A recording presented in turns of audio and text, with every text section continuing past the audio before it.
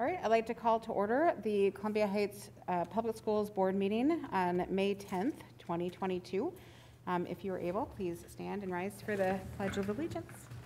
I pledge allegiance to the flag of the United States of America and to the republic for which it stands, one nation, under God, indivisible, with liberty and justice for all. Thank you. And welcome everybody who's maybe joining us online. Mary, can you please do the roll call? Yes. Molly Lewis. Here. Laura Palmer. Here. Brenna Zimet. Here. Mary Granlund here. Lorian Mueller. Here. Natty Severson. Superintendent Stenbeck. Here. Thank you. Our mission statement is creating worlds of opportunity for each and every learner. All belong, all succeed. Our core values are community, excellence, collaboration, integrity, respect, courage, and innovation. Moving on to our agenda approval adjustments and announcements. We'll ask for a motion to approve the agenda. So moved. Molly? Second. Mary? So motion by Molly, second by Mary. All those in favor say aye. Aye. Opposed? Abstain? Motion carries.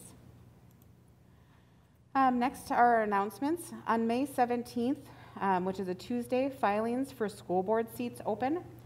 May 17th, Tuesday at 5:30 p.m., there is a school board work session here in the community room. May 17th, Tuesday at 7 p.m., the School Board Subcommittee on Community Engagement will meet here in the community room. May 24th, Tuesday at 5:45 p.m., there's a school board listening session on Zoom. May 24th, Tuesday at 7 p.m., there's a regular school board meeting here in the community room. On Monday, May 30th, there is no school for Memorial Day. And on May 31st, Tuesday, the filing for school board seats closes.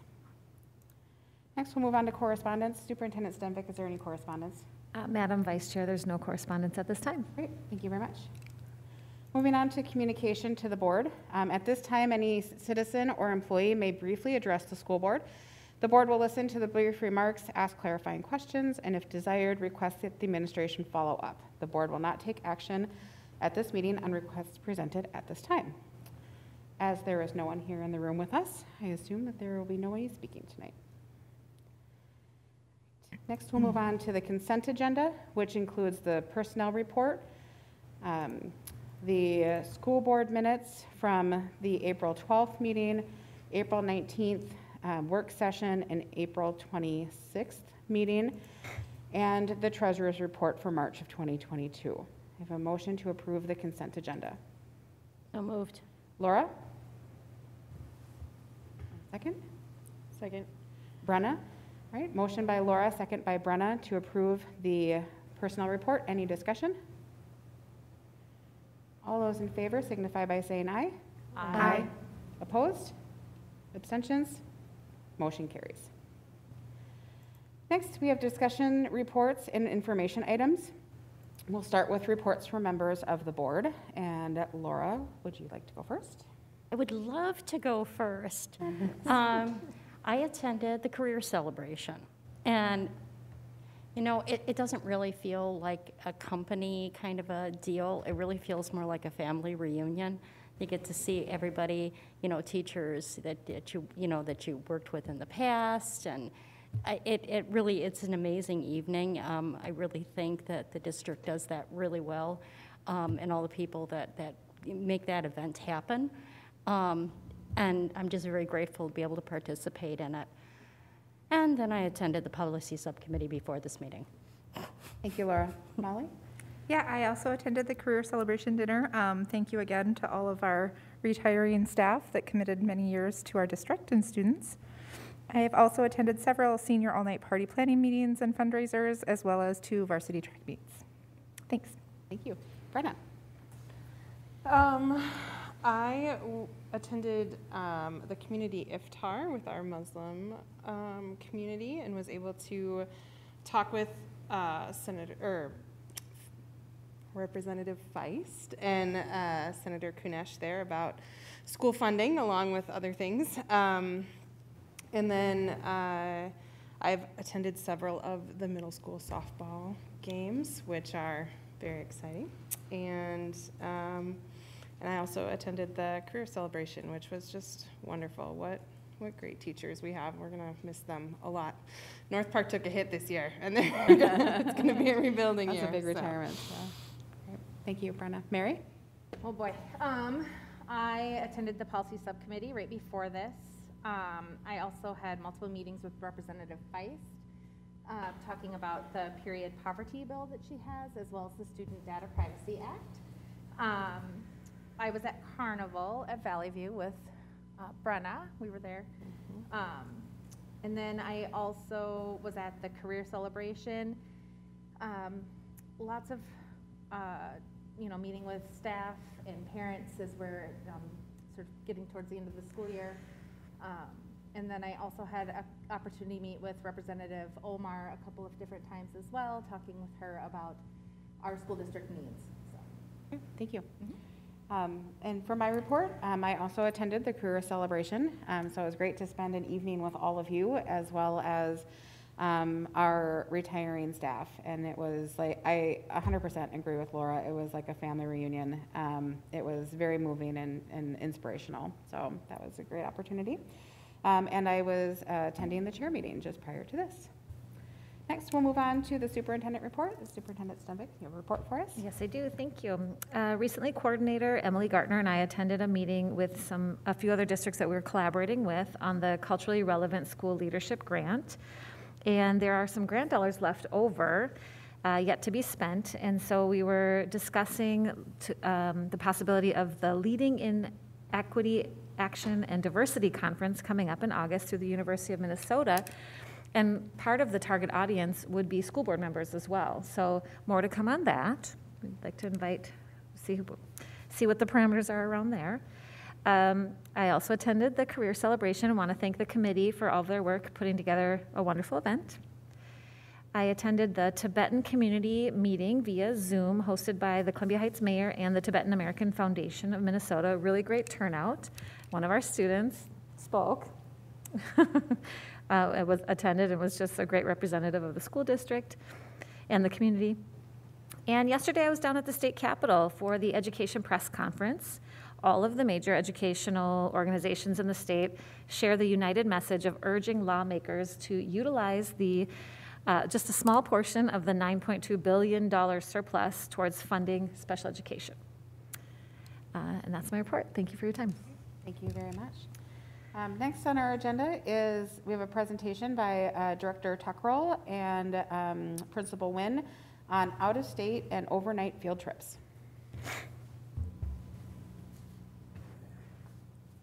Good evening, Vice Chair Mueller, Superintendent Stenbeck, and members of the board. I'm here tonight with Principal Wynn of Columbia Heights High School to share about overnight and out-of-state field trips that we're proposing for the 2022-2023 school year. Our mission in Columbia Heights Public Schools of creating worlds of opportunity for each and every learner, all belong, all succeed. And as we think about our field trips, we really do encompass all of the core values. And the core values also encompass the school board's equity statement. And if we think about the field trips and the opportunities that it provides our students. We are here tonight to share information about the field trips, and we'll be back on May 24th seeking approval of the extended field trips for the 2022-2023 school year. We just wanted to start off with a little research on the importance of providing these opportunities for our students. There's a lot of research behind the importance it has on academics, as well as a critical thinking skills and building empathy and tolerance. So really providing that opportunity for our students to see the world and experience different things. And then as we think about the New York Study Seminar and the importance of arts, there's also a lot of research behind arts and the connection it has to achievement, as well as preparing our students for the 21st century workforce. And with that, I'm going to pass it to Principal Wynn, and he's going to share about the New York Study Seminar, which has already been approved by the school board for next school year, but we want to share a little update on that. Good evening, Vice Chair Mueller, Superintendent Stenbeck, and members of the board. I'm sharing about our New York City Study Seminar. And the purpose is to provide a multifaceted field experience to students as an extension of the high school curriculum. We will be looking at college visits, professional experiences, including clinics, classes, and tours, collaboration, camaraderie, critical thinking, creativity, student and professional performances. So as you can see, it looks like, and me being new, I'm learning this as we go as well. It's in every other event so far. The last time that we went was 2021. And so this is the 2023 art and band that you've already approved. And to add into that, Principal, when unfortunately due to COVID, we weren't able to leave Minnesota for 2021. Virtual. Virtually, yeah. There you go. We had an amazing experience virtually. Look at that virtual picture. That's amazing. So some of the ways to pay for this is definitely through a lot of fundraising. There's efforts and donations going on through local business donations, sales, booster club bingo and meat raffles, concessions, spaghetti dinner, proceeds from local restaurants, grocery bagging, and coupon books. And I'm sure there will be plenty more as well. Also, another field trip is the Dave Larsen Memorial Tour. As part of the American Indian Education Program, qualifying Columbia Heights High School students will participate in the Dave Larsen Memorial Tour through North Hennepin Community College, and this opportunity will provide the identified American Indian students with college credits. The field trip fee will be funded through the federal American Indian education budget and fundraising efforts, and the tour will take place in the spring of 2023, and the dates are to be determined. The topics for the 23 tour will be determined by a committee formed by North Hennepin Community College, and students will visit reservations and engage in cultural experiences. The American Indian Parent Advisory Committee also supports this field trip. And then the last piece is our athletics and activities. And what we're asking you to think about and approve is just the sense of these tennis, soccer, basketball, synchro, and key club all have opportunities to have an overnight experience with their team. Typically, it's your upperclassmen on the basketball team that I know of for sure. I can't speak to the other sports, but I know that we're thoughtful in who's going, who's staying overnight, and it's just really an opportunity to compete, serve others, learn, and grow together as a team. This is an anticipated list. The other piece that comes with this is we know these overnight stays are going to exist with your approval. However, once in a while, there's situations where we have qualified state competitors. And so it is not uncommon for our state competitors to stay overnight. And so we've talked about this, and we would ask that Superintendent Stenbeck update the board as needed on anything outside of these events that are mentioned.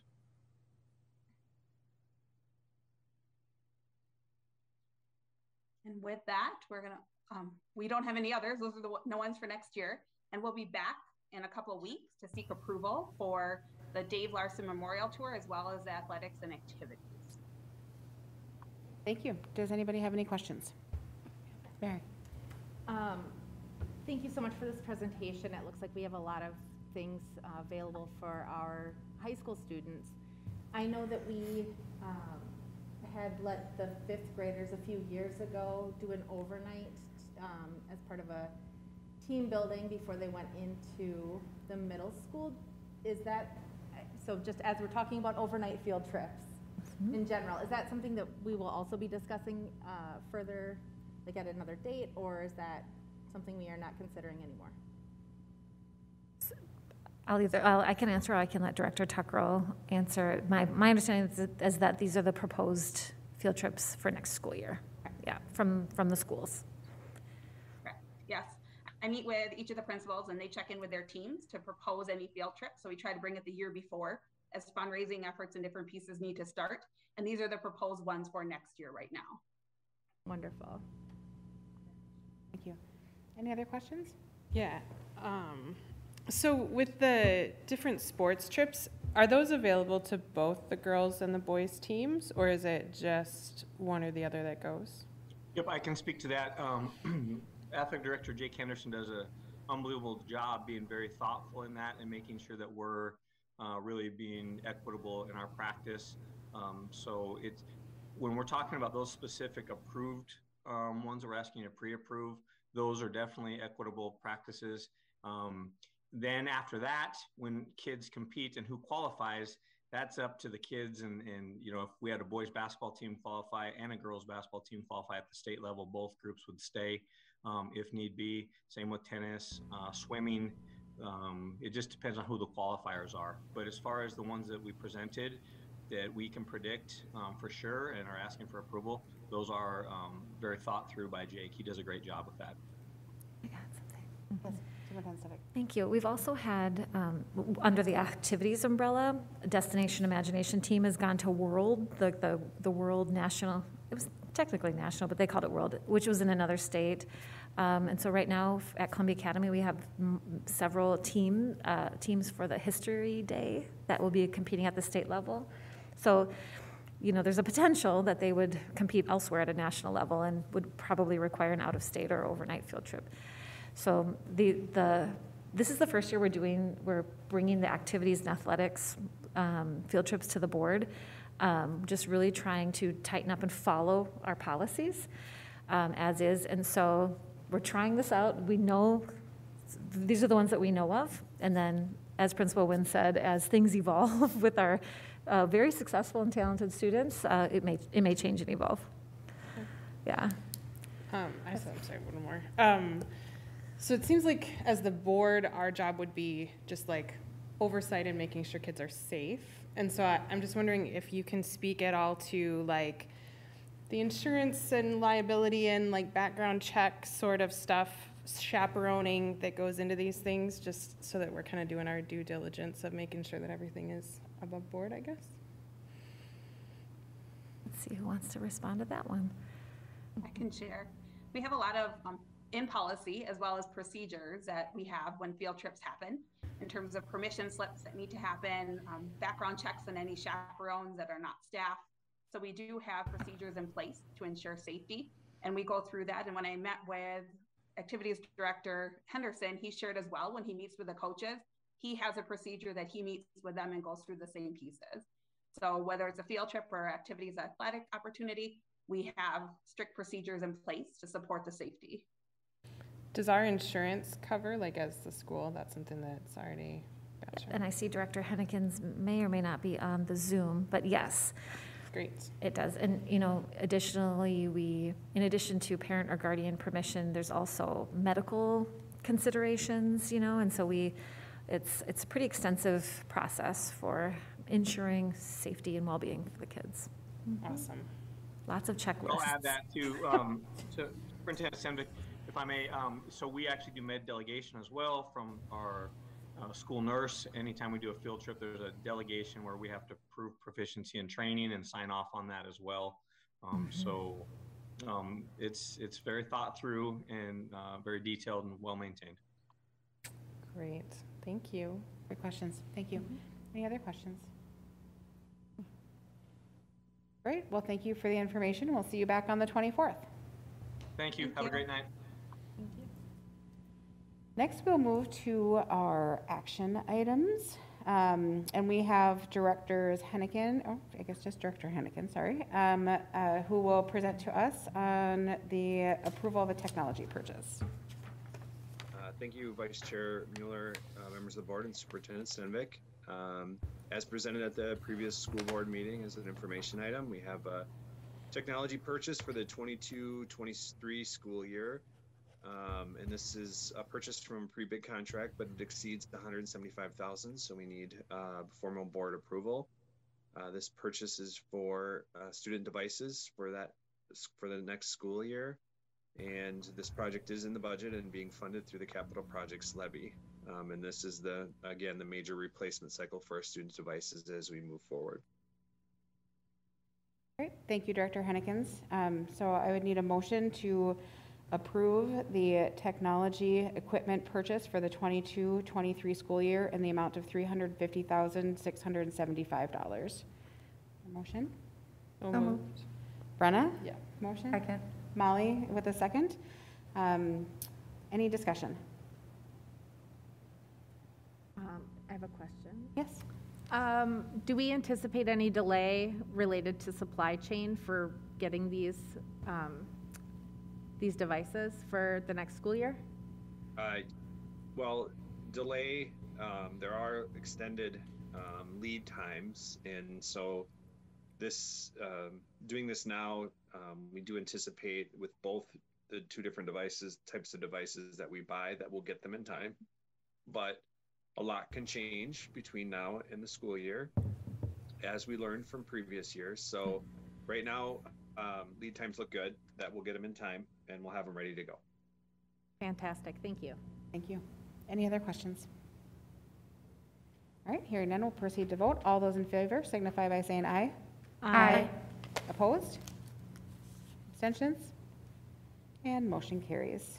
Thank you. Next, we have Director Bennett and Director Hennekins for discontinuance or reduction of positions for 2022-2023 resolution. Vice Chair Mueller, members of the board, Superintendent Stenvik. On January 25th, a resolution was approved by the board that asked the district administration to start looking at efficiencies as far as reductions in programs and positions. So we've been doing that since January. So we do have a resolution discontinuing reducing certain positions for 2022-2023. But first, Director Hennekins will just say a few words about the budget and the process. Thank you, Director Bennett. As we've discussed in previous school board meetings, we talked about the revised budget and where we're at, and we do have a lot of COVID one-time dollars that the district is using, both to support additional staff resources in the buildings, but also to really maintain the district's current programming level as well. And we will continue in next year to do the same thing with this funding. But as we move forward, we always have to remember that when we talk about the COVID funding that's out there, it's been getting a lot of news recently about the amount of funding that's out there, that it is one-time money. And then when it does go away, we have to, again, continue to be fiscally sound as we move forward. So they are helping, and they're helping us to reduce the amount of cuts that we have to make now, and can only hope that the legislature in the coming session makes some steps to help school districts out moving into the next fiscal years. Thank you. I will read the resolution, and then we will have a motion and then discussion. Okay. So resolution discontinuing and reducing positions due to enrollment and departmental efficiencies. Whereas the School Board of Independent School District Number 13 adopted a resolution on January 25th, 2022, directing the administration to make recommendations for reductions in programs and positions, and whereas said recommendations have been received and considered by the school board, be it resolved by the School Board of Independent School District Number 13 as follows. The following positions or portions thereof be discontinued due to enrollment, program elimination, curricular changes, and departmental efficiencies. 5.0 FTE net licensed and non-licensed elementary positions, 2.0 FTE net licensed and non-licensed Columbia Academy positions, 0.95 FTE net licensed and non-licensed district-wide positions, all teacher positions with Tier 1 licensure, Tier 2 licensure with expiration of June 30th, 2022, or out-of-field permission licensure, by law need to renew. All teacher positions that were one-year contract, long-term substitute positions, all positions cut for performance. And a motion? So moved. Laura? Second. Second by Mary. Any discussion? It was me. It was Molly. Well, we Oh, both did I'm sorry. exactly the Oh, same time. I'm sorry, I so didn't it's even fine. hear you. All good. Okay, So the motion was by Laura, second by you got it. It doesn't matter. Mary. I heard Mary. Sounds good. Okay. Thank you. We'll confuse Lindsay. Any discussion or questions? All right, since this is a resolution, we need a roll call vote. Mary, we do the roll. Lewis. Aye. Palmer. Aye. Zymet. Aye. Granlund, aye. Mueller. Aye. Severson. Motion carries. Thank you. Next, we also have, again, Director Bennett and Director Hennekins for the termination of probationary teacher contracts resolution, Resolution 2. Vice Chair Mueller, members of the board, Superintendent Stenvick. In your board packet is the second of two resolutions terminating and non-renewing employment contracts of probationary teachers. Tonight, we're here seeking approval of this resolution. Thank you. And like the other, I will read this and ask for a motion in a second, and then we'll have discussion. Resolution relating to the termination and non-renewal of the teaching contracts of probationary teachers. Whereas the following persons are probationary teachers in Independent School District number 13, as noted below, be it resolved by the School Board of Independent School District number 13 that pursuant to the Minnesota Statutes 122A.40 subdivision 5, the teaching contracts of those persons listed on this resolution, probationary teachers, Independent School District number 13, are hereby terminated and not renewed at the close of the current 2021-2022 school year. Be it further resolved that written notice be sent to said teachers regarding termination and non-renewal of his or her contract as provided by law, and that said notice shall be in substantially the following form. Notice of termination and non-renewal. Dear person named below, you are hereby notified that at a regular school board meeting, or at a regular meeting of the School Board of Independent School District number 13, held on May 10th, 2022, a resolution was adopted to terminate your contract effective at the end of the current school year and to not renew your contract for the 2022-2023 school year. Said actions of the board is taken pursuant to MS 122A.40 subdivision 5. I need a motion for that resolution, please. So moved. Molly, in a second. Second. Brenna, in a second. Any discussion?